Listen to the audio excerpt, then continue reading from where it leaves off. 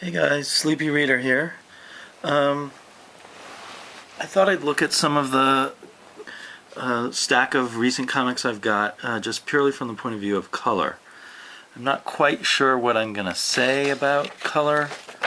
I don't have like a special expertise. I'm just trying to pay more attention to color. And I thought an interesting way to do it would be just look at the color in these books and not be reviewing other aspects at the moment. This is Earth 2, colored by Alex Sinclair. A name that seems vaguely familiar to me, so perhaps I've noticed that I've liked his coloring before. I definitely like the coloring here. It seems to work really well.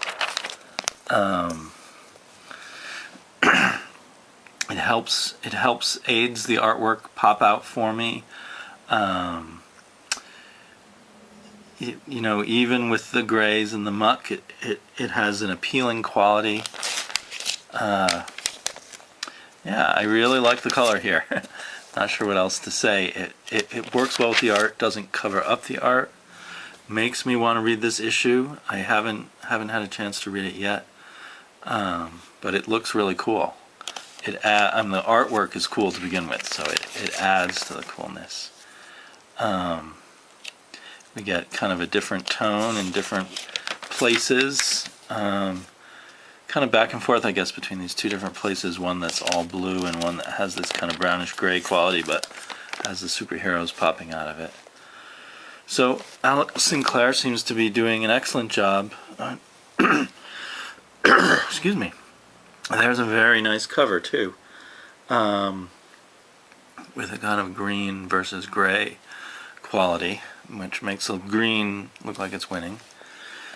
And completely different is Danger Club from Image. Here the colorist Drake is listed on the cover. Yeah, Michael Rusty Drake. But he didn't do this first page. They brought in a different colorist to do this, give this Silver Age quality to their first page. But then the rest of the book is all Michael Drake. And to me, this is a coloring style that's a bit heavy-handed. I feel like I lose sight of the line work a bit. It has more of that 3D look, but I don't love it. The 3D, it almost makes it look like 3D plastic images to me or something.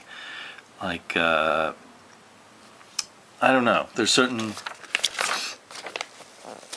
certain plasticiness to it that sometimes I equate with certain bits of computer graphics animation on maybe the cheaper side of the computer graphics animation. So for me, some people seem to really like the coloring in this book actually, but for me it detracts a bit. I haven't read this issue yet, but I still really like Danger Club, but the coloring is a little bit of a deterrent. So, well, that's too bad, but it's just how it is for me. Different people have different tastes in coloring, obviously, just like art. Here, the colorist is not credited on the cover of this DC book, Dial H for Hero, but it looks like really good coloring to me, actually. This is probably a tricky book to color, very detailed artwork, and it has both kind of a moody, literary kind of and horror kind of feel and a kind of goofy superhero feel.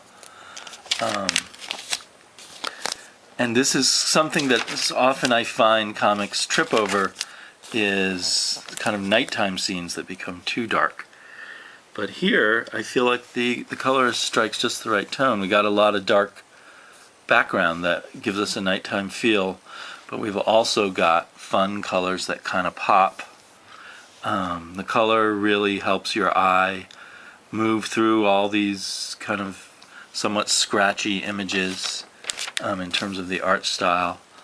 So I think the colorist really works well with the art and perhaps improves the reading experience a lot, and makes it even more aesthetically pleasing art-wise.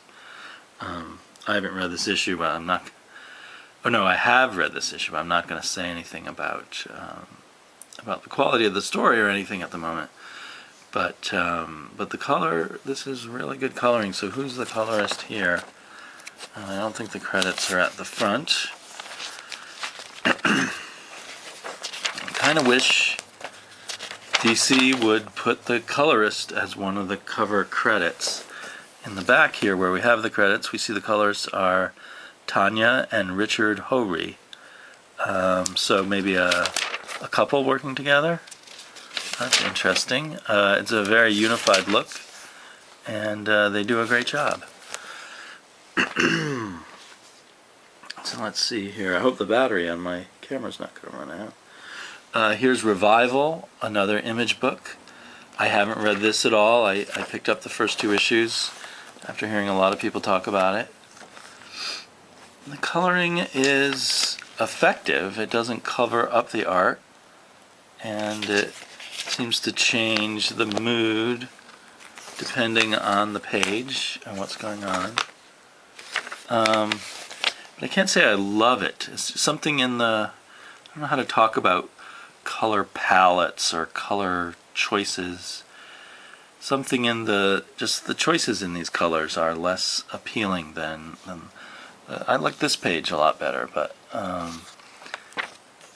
and it also is dealing with a lot of dark nighttime scenes, and I think it does that very well. This colorist is he credited on the cover? Maybe not. No, the colorist is Mark Engelert. So I like him okay. He's a yeoman effort, I suppose. It's fine enough, but not my favorite coloring. Here's an interesting one I just sort of had in the pile. Even I haven't read this yet. It's maybe half a year old. Avengers Assemble #1, and they do list the colors because I recognize right away his name, Mounts, Paul Mounts. I've been noticing his color on and off over the years, and I think to a large degree I first noticed him coloring the Ultimates with Brian Hitch and Mark Millar. I really liked that run, and I think he's a very good superhero colorist. Both gives you that colorful excitement of superheroes, but makes use of the modern technology and has kind of a complex mix of colors. But you never lose your way, and the art is always enhanced rather than covered up. Here's a great example. I think you've got basically this orangey background, the green of the Hulk and some other things, and then this bluish white of this ice creature. It's all really well balanced, and the color just makes the artwork more exciting, I think. So Paul Mounts is definitely, I think he may be kind of the classic Marvel colorist at the moment, but I might be wrong about that. But I definitely like this Paul Mounts work. It seems perfect for superheroes. Animal Man, Rot World. Here, I immediately like the color in this book. It enhances the artwork. It makes everything look more exciting. The colorist is having to balance sort of a garish superhero kind of book along with kind of a horror, Rot World, apocalyptic kind of feel.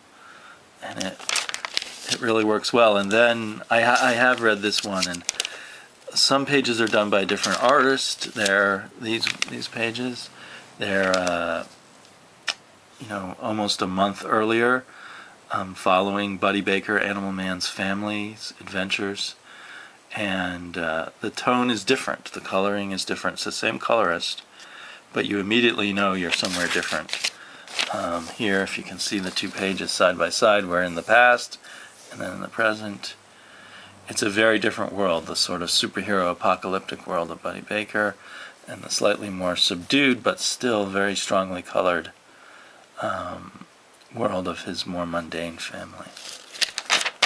So yeah, I really like this coloring. Did I say who the colorist was here? Did I get the credits? The colorist here is Laverne Kinderzierski. Loverne. Anyway, very good colorist. There's a lot of colorists. You get the impression that the days when one colorist would, do a third of all the books for a comic book company are long gone. It's a more complicated artistic endeavor now. This colorist is Nathan Fairbairn. This is the other part of Rot World Swamp Thing.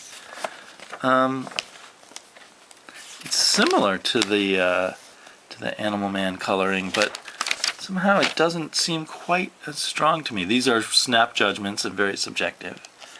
Not a bad coloring at all, but next to the Animal Man, it doesn't feel as strong. Maybe it's harder to deal with all the green of the Swamp Thing.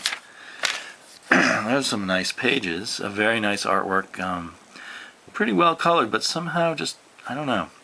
Maybe I'm just grasping at straws here. But it doesn't seem quite as effective. I think my battery is going to die, so I will stop this recording.